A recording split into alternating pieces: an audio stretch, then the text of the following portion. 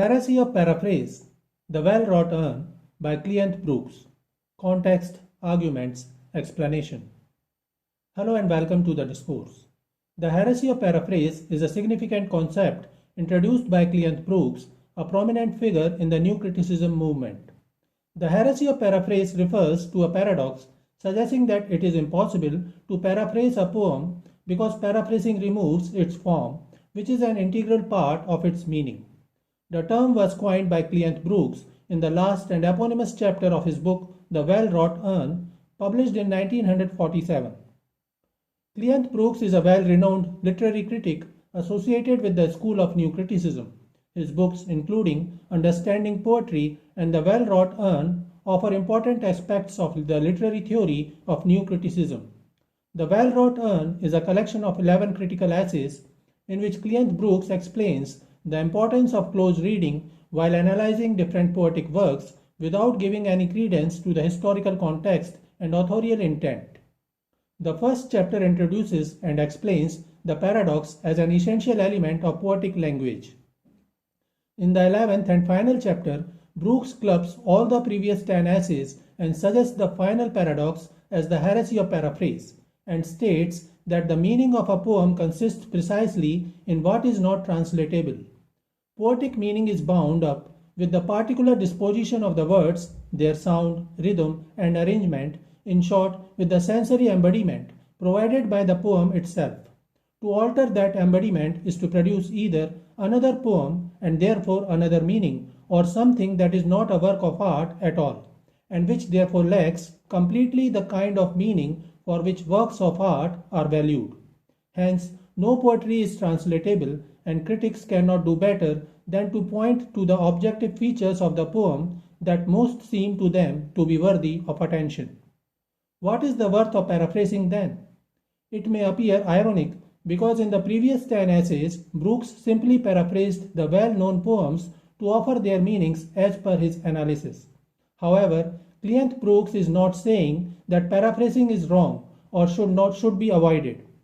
What he is saying is it is wrong, a heresy, to assume that paraphrasing can offer the meaning of a poetic work.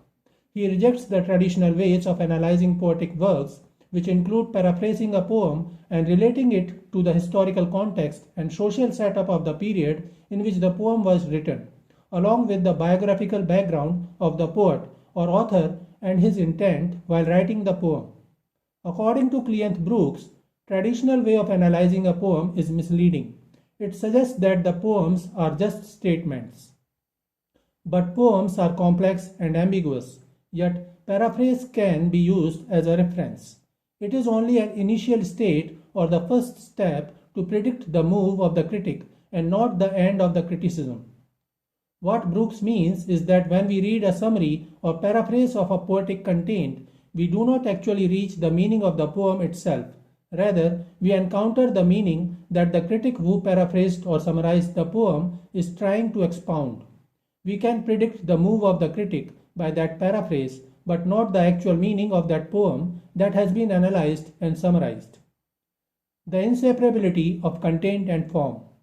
The German philosopher Georg Wilhelm Friedrich Hegel, in his work Aesthetics, Lectures on Fine Art, 1832 says that our sensuous appreciation of art concentrates upon the given appearance, the form, which holds our attention and gives to the work of art its peculiar individuality. Because it addresses itself to our sensory appreciation, the work of art is essentially concrete, to be understood by an act of perception rather than by a process of discursive thought. At the same time, our understanding of the work of art is in part intellectual. We seek in it a conceptual content, which it presents to us in the form of an idea. One purpose of critical interpretation is to expound this idea in discursive form, to give the equivalent of the content of the work in another non-sensuous idiom. But criticism can never succeed in this task, for by separating the content from the particular form, it abolishes its individuality. The content presented then ceases to be the exact content of that work of art. In losing its individuality, the content loses its aesthetic reality. It thus ceases to be a reason for attending to the particular work of art that first attracted our critical attention. Content is therefore inseparable from form, and form in turn inseparable from content. Distinguishing between content and form.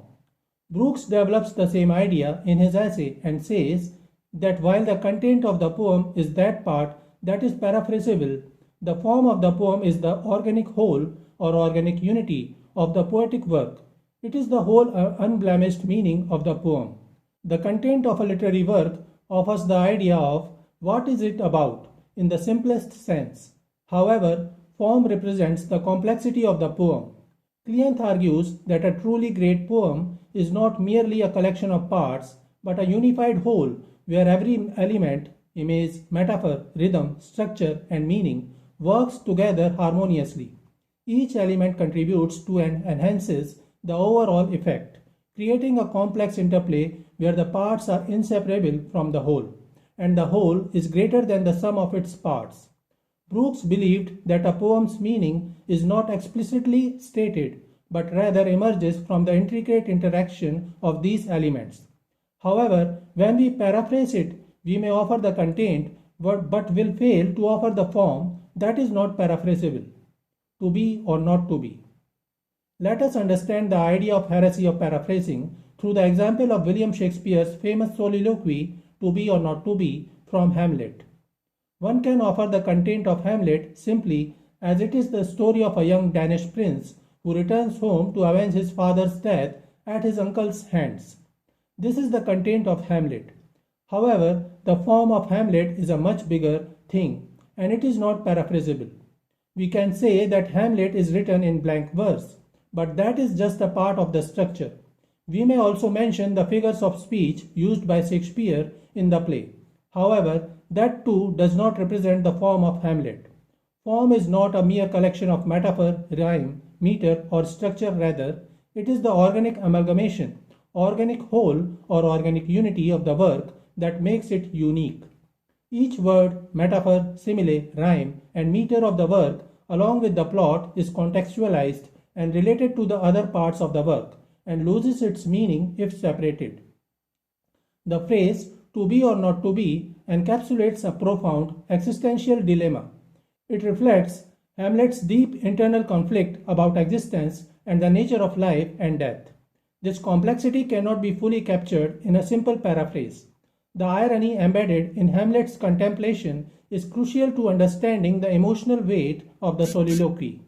The phrase itself is not just a question, it carries layers of meaning that arise from Hamlet's situation, his thoughts on mortality, and the moral implications of his choices.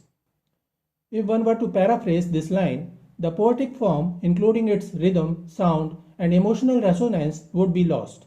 The beauty of Shakespeare's language and the specific choice of words contribute significantly to the overall impact of the soliloquy. The tension between the form, the structure and sound of the words, and the content, the philosophical questions being posed, is essential to the poem's meaning. This tension is diminished when the soliloquy is reduced to a mere summary. Brooks illustrates the paradox of paraphrase, that while a paraphrase might convey a similar rational meaning, it fails to capture the complexity and nuance of the original work. The emotional and aesthetic experience of the poem is irreplaceable. Brooks says that paraphrasing a poem can lead readers to look for logical coherence where there aren't any. He also says that paraphrasing can lead to misconceiving metaphors and meter. He further says that critics should focus on the role of language in a poem and how it expresses ideas. He also says that critics should resist reducing a poem to a simple narrative or didactic message. So this is it for today. We will continue to discuss the concepts of literary theories and criticism. Please stay connected with the discourse. Thanks and regards.